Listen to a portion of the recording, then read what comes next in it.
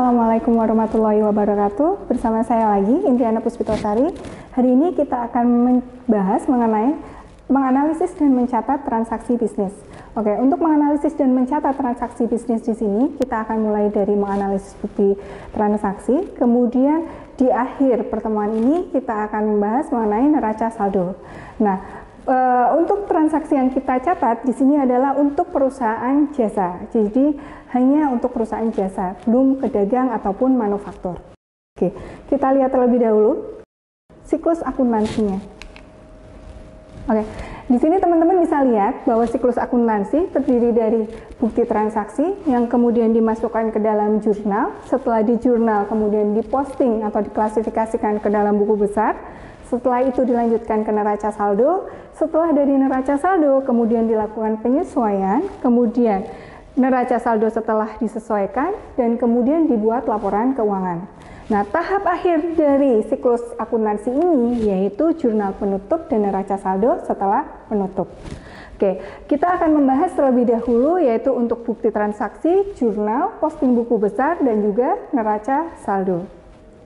Nah, untuk bukti transaksi kita bisa melihat di sini ada cek atau kwitansi pengeluaran kas, kemudian ada faktur penjualan, kemudian ada kwitansi penerimaan kas, kemudian ada memo debit dan ada memo kredit.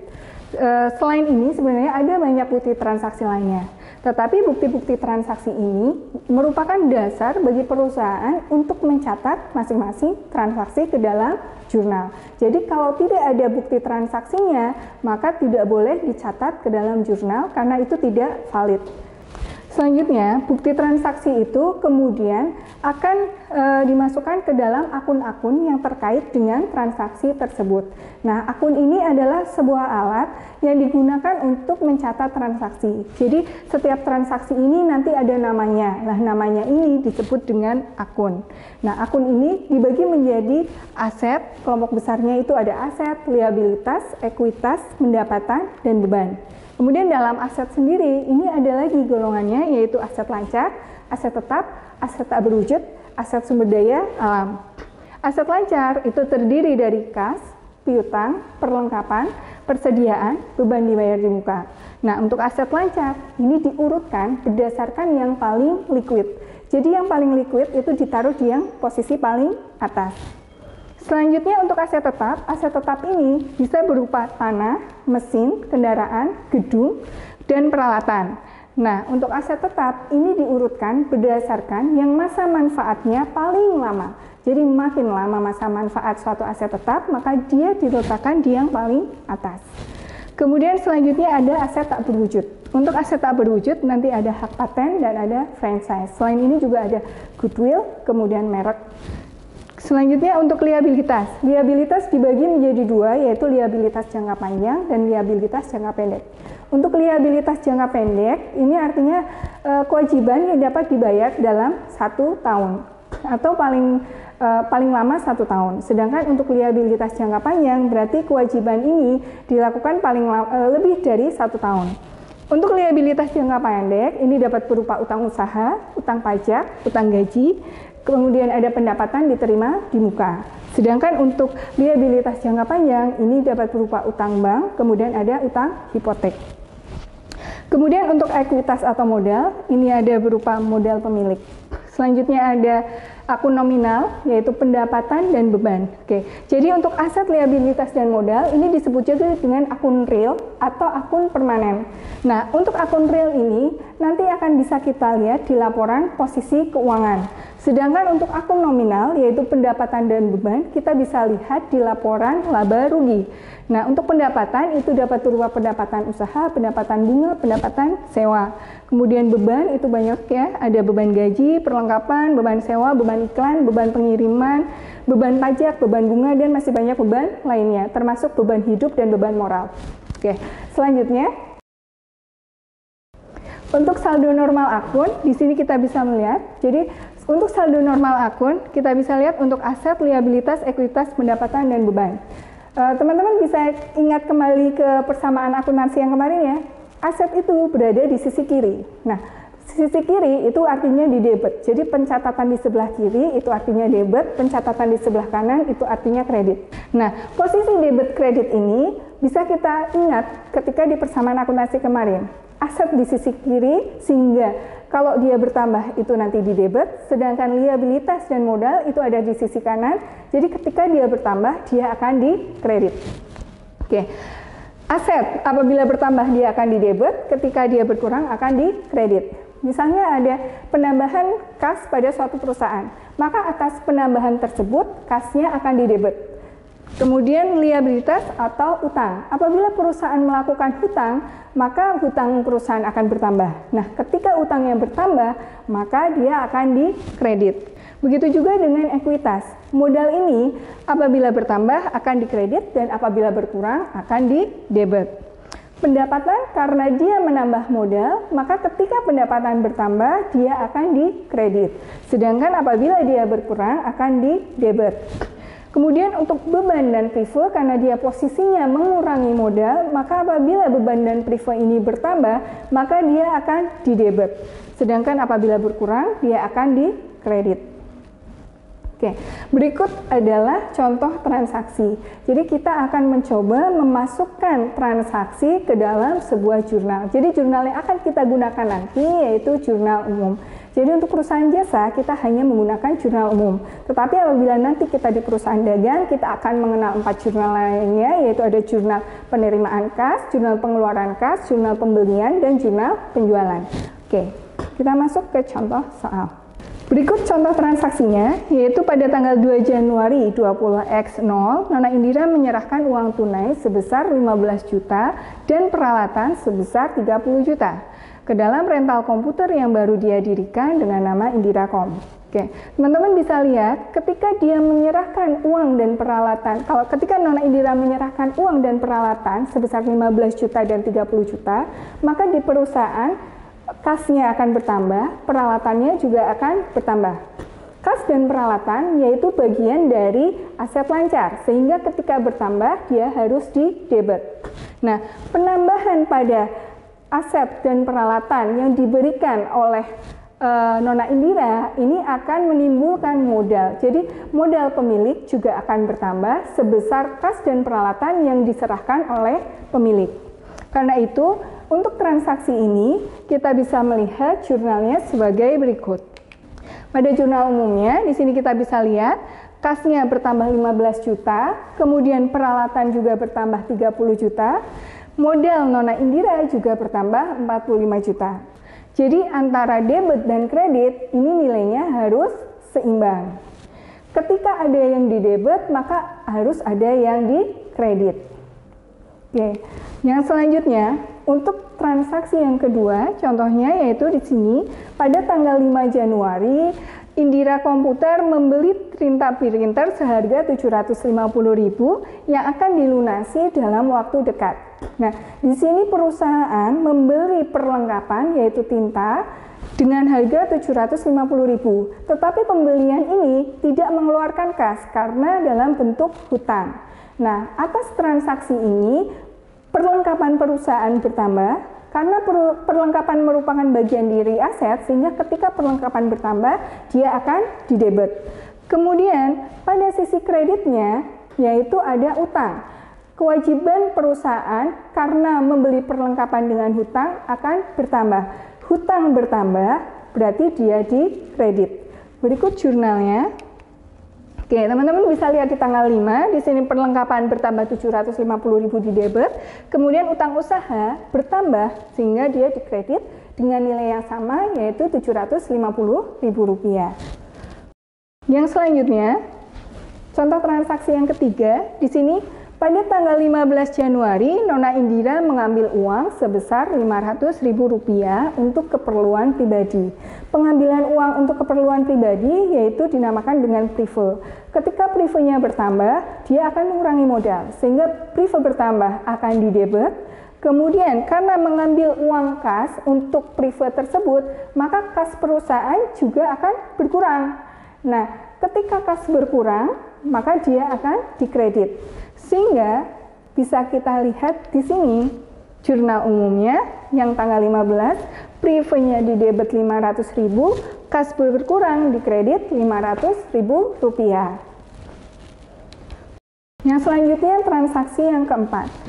Di transaksi keempat ini, Indira Komputer memperoleh pendapatan dari rental komputernya sebesar Rp2.500.000. Atas penghasilan tersebut, Rp800.000 ini dibayar tunai. Kemudian sisanya dibayar dalam waktu dekat. Nah, dari Rp2.500.000 yang Rp800.000 sudah diterima dalam bentuk kas. Sedangkan yang sisanya berarti si pihak lain ini, pihak ketiga ini belum membayar kepada Indira Komputer. Karena itu di sini kasnya bertambah Rp800.000, kemudian atas sisa Rp1.700.000 yang belum dibayarkan ini menjadi piutang bagi perusahaan, sehingga piutangnya juga bertambah Rp1.700.000.